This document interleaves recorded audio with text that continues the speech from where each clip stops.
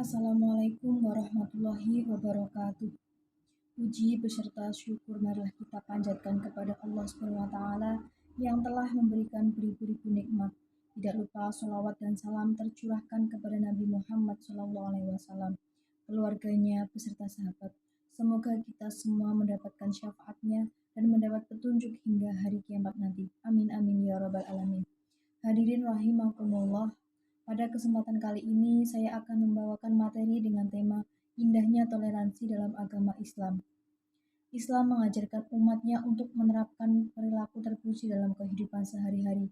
Salah satunya adalah toleransi atau dalam bahasa Arab disebut dengan tasamuh. Kemudian dalam Kamus Besar Bahasa Indonesia diartikan sebagai keluasan pikiran. Toleransi atau tasamuh merupakan sikap akhlak terpuji dalam pergaulan, di mana terdapat rasa saling menghargai antara sesama manusia dalam batas-batas yang digariskan oleh agama Islam.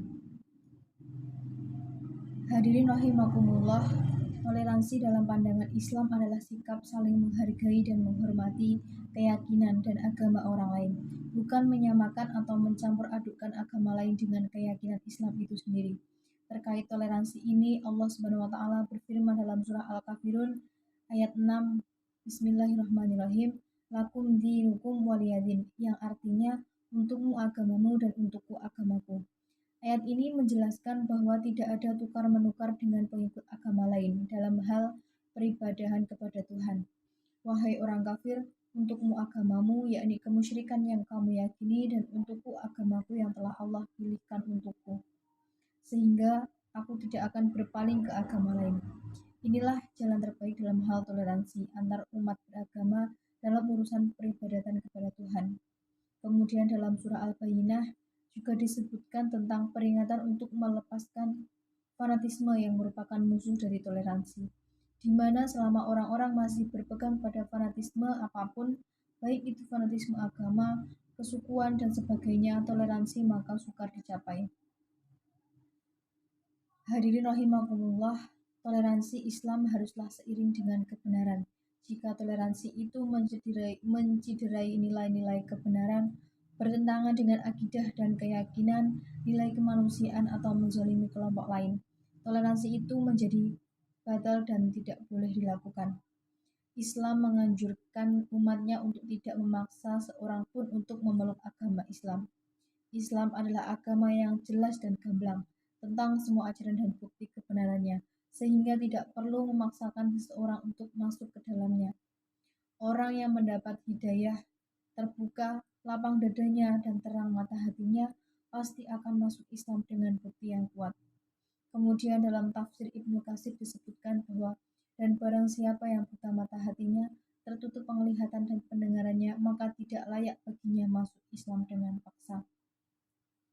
Hadirin rahimakumullah, Islam mengajarkan agar umat muslim berbuat baik kepada kaum kufar selama mereka sama-sama berbuat baik dan tidak memusuhi umat Islam, selama tidak melanggar ajaran dan ketentuan agama Islam. Sikap toleransi tentu sangat dianjurkan bagi umat yang beragama. Apabila umat beragama tidak memiliki sikap tersebut, maka akan timbul diskriminasi kaum mayoritas terhadap kaum minoritas. Kaum yang dianggap kecil akan ditindas baik secara fisik maupun non-fisik.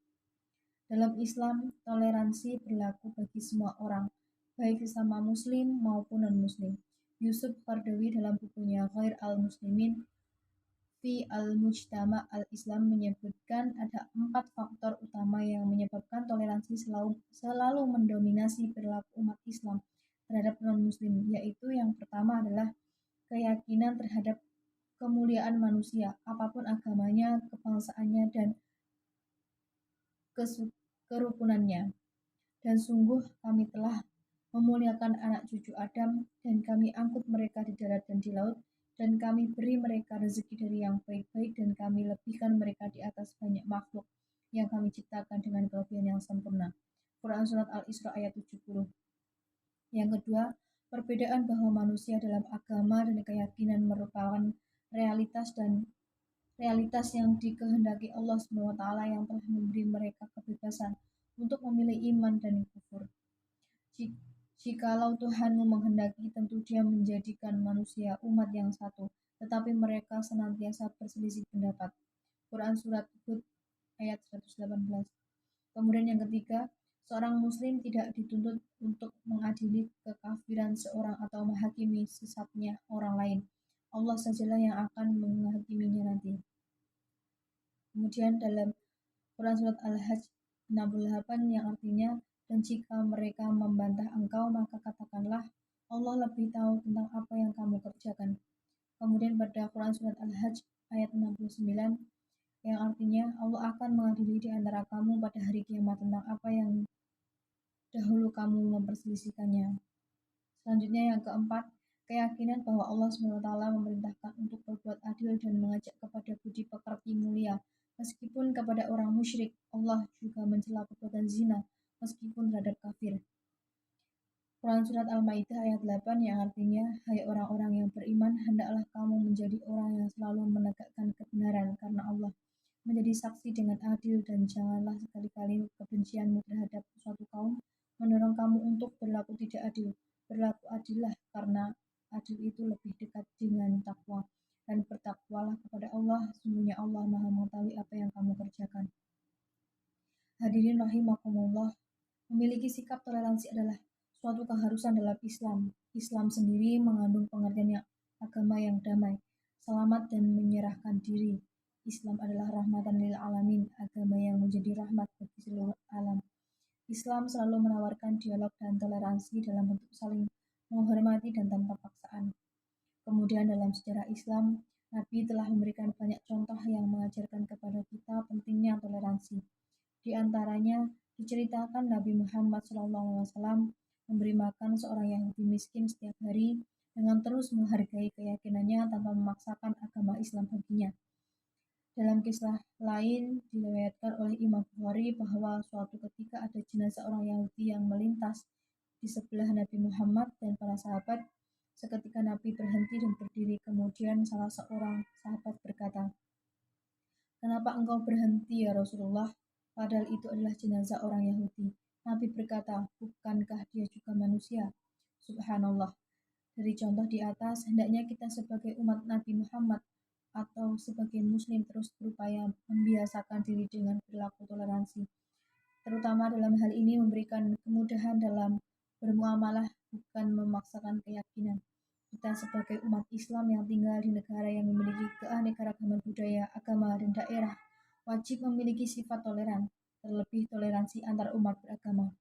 Kemudian agar terciptanya harmonisasi yang baik, toleransi yang harus kita lakukan diantaranya yang pertama adalah saling menghargai, saling menolong, menghormati orang lain pada saat melakukan ibadah, menghormati acara umat lain, tidak mengganggunya, tidak membuat kegaduhan dan berisik, bisa menerima pendapat orang lain, menjaga sopan santun atau etika, kemudian berteman dengan semua penganut agama, yaitu tidak memilih-milih teman.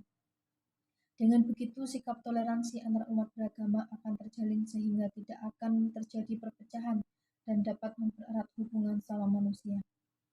Sekian sedikit materi yang dapat saya sampaikan. Semoga menjadikan manfaat bagi kita semua dan dapat dilaksanakan dalam kehidupan bermasyarakat. Akhiran, wabillahi taufik wal hidayah. Wassalamualaikum warahmatullahi wabarakatuh.